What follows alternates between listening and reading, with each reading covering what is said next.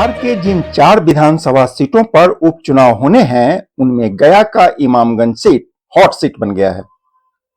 भारत सरकार के केंद्रीय मंत्री और बिहार के पूर्व मुख्यमंत्री श्रीमान जीतन राम मांझी इमामगंज के विधायक हुआ करते थे। यह उनकी परंपरागत सीट मानी जाती है। उनके सांसद निर्वाचित होने के बाद इमामगंज विधानसभा के लिए उपचुनाव हो रहा है। इस सीट पर पूरे देश की नजर टिकी है। इमामगंज का यह इलाका जीतन राम मांझी का या यूं कहें कि एनडीए का गढ़ माना जाता है। यहां अकेले मांझी समाज के 70,000 से अधिक वोटर हैं। इसी को ध्यान में रखकर जीतन राम मांझी ने अपने पुत्र वधू दीपा मांझी को यहां से उम्मीदवार बना दिया है। हम के संस्थापक श्रीमान जीतन राम मांझी हर हाल में इमामगंज पर अपनी विरासत को सुरक्षित करने में लगे हुए हैं। उनकी प्रतिष्ठा यहां दांव पर है। दूसरी ओर आरजेडी ने रोशन मांझी को अपना उम्मीदवार बनाकर बहुत बड़ा दांव खेल दिया है। रोशन मांझी यदि मांझी वोट में सेंधमारी करने में सफल हो गए तो इमामगंज की तस्वीर बदलते देर नहीं। इमामगंज के पॉलिटिकल कैनवास पर पहली बार एक नया तस्वीर दस्तक दे रहा है। वह तस्वीर है डॉक्टर जितेंद्र पासवान की। बिहार की एक नई पार्टी जन स्वराज ने इमामगंज में जितेंद्र पासवान को अपना उम्मीदवार बना दिया है। इमामगंज में पासवान समाज का करीब 18,000 वोट है। सवाल उठता है कि ऐसे में जन स्वराज ने जितेंद्र पासवान को अपना उम्मीदवार क्यों बनाया।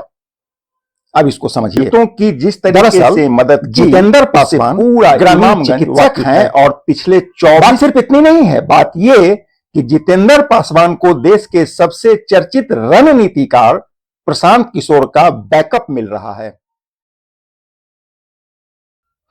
सवाल उठता है कि बिहार में घोर जातिवादी राजनीतिक समीकरण के रहते प्रशांत किशोर क्या कर लेंगे। अब इसकी एक वानगी देखिए। इमामगंज का एक चर्चित इलाका है, नाम है बांके बाजार। बांके बाजार और इसके आसपास रहने वाले लोग लंबे समय से बालू के उठाव की समस्या झेल रहे हैं। बात सिर्फ बालू के उठाव की नहीं है, बल्कि बालू के उठाव की वजह से नदियों का जलस्तर बहुत नीचे चला गया है। इससे पूरे इलाके में जल संकट गहराने लगा है। सिंचाई करना मुश्किल हो रहा है। इलाके के लोग लंबे समय से इस समस्या को झेल भी रहे हैं। आज तक इस ओर किसी ने ध्यान नहीं दिया। प्रशांत किशोर ने इसको मुद्दा बना दिया है। आपको बताते चलें कि यह पूरा इलाका भुइयां, मांझी और अल्पसंख्यक बहुल इलाका है। अब आप सोचिए, यदि अल्पसंख्यक वोटर का रुझान जन स्वराज की ओर हुआ तो क्या होगा। अव्वल तो यह कि आरजेडी को इसका बहुत नुकसान हो जाएगा। यानी आरजेडी एक ओर जहां मांझी वोट में सेंधमारी करने की तैयारी में जुटी है, वहीं उसका परंपरागत अल्पसंख्यक वोट खिसकने का खतरा भी उत्पन्न हो गया है। इसी बात को एक बार फिर से समझिए। अभी तक इमामगंज की पूरी राजनीति जिस मांझी वोट पर आकर टिक जाती थी और जो जीतन राम मांझी के जीत का बहुत बड़ा कारण बन जाता था, इस बार के उपचुनाव में आरजेडी ने उसी मांझी समाज में सेंधमारी करने की कोशिश तेज कर दी है। आरजेडी का यह प्रयास यदि सफल हो गया तो जीतन राम मांझी के विरासत को बहुत बड़ा चुनौती मिल सकता है। दूसरी ओर जन स्वराज ने अल्पसंख्यक वोट को अभी से टारगेट करना शुरू कर दिया है। यदि अल्पसंख्यक वोट का बिखराव हुआ तो आरजेडी का क्या होगा। आपको बता दें कि इमामगंज में करीब 28,000 मुस्लिम मतदाता है, जबकि यादव मतदाताओं की तादाद करीब 24,000 है। इमामगंज में राम समाज का करीब 17,000 वोट है। गुज़िश्ता चुनाव के आंकड़ों पर गौर करें तो राम समाज का अधिकांश वोट आरजेडी को मिलता रहा है। इस बार जन स्वराज ने यहां भी घुसपैठ की तैयारी कर ली है। यानी घुसपैठ का खतरा एनडीए को है तो आरजेडी को भी है। इमामगंज की राजनीति में दांगी और कुशवाहा समाज का वोट निर्णायक माना जाता है। करीब 40,000 दांगी और कुशवाहा समाज का वोट यहां है। अभी तक यह एनडीए का कोर वोट माना जाता रहा है। हालांकि जन स्वराज के जितेंद्र पासवान दांगी और कुशवाहा समाज में बहुत मजबूत पैठ रखते हैं। अब इसका चुनावी राजनीति पर कितना असर होगा, यह तो परिणाम आने के बाद ही पता चलेगा। इमामगंज में करीब 24,000 बैश्य, 9,000 राजपूत, 9,000 भूमिहार और करीब 7,000 ब्राह्मण वोट है।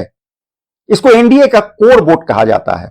प्रशांत किशोर ने यहां भी सेंधमारी करने की तैयारी कर ली है। प्रशांत किशोर इस कार्य में कितना सफल होंगे, फिलहाल इस पर कुछ भी अनुमान लगाना बहुत जल्दीबाजी हो जाएगा। इसके अतिरिक्त लोहार, पासी, कहार, नाई, बढ़ई और भोक्ता समाज का करीब 63,000 वोट इमामगंज की राजनीति में निर्णायक साबित होने वाला है। एक बात और, वह यह कि इमामगंज में लोक जनशक्ति पार्टी रामविलास के राष्ट्रीय अध्यक्ष और केंद्रीय मंत्री श्रीमान चिराग पासवान की प्रतिष्ठा भी दांव पर है। पासवान समाज को एनडीए का कोर वोट कहा जाता है। जन स्वराज ने जितेंद्र पासवान को टिकट देकर बहुत बड़ा दांव चल दिया है। कहते हैं कि पासवान समाज का वोट यदि एनडीए से टूटकर जन स्वराज में शिफ्ट हो गया तो चिराग पासवान के राजनीति को डेंट लगना तय माना जा रहा है। बिहार की राजनीति पर इसका बहुत बड़ा असर पड़ेगा और 2025 के बिहार विधानसभा चुनाव पर भी इसका बहुत बड़ा असर पड़ेगा। अब होगा क्या, यह तो परिणाम आने के बाद ही पता चलेगा। इंतजार करिए, परिणाम के बाद एक और समीक्षा के साथ फिर मिलते हैं।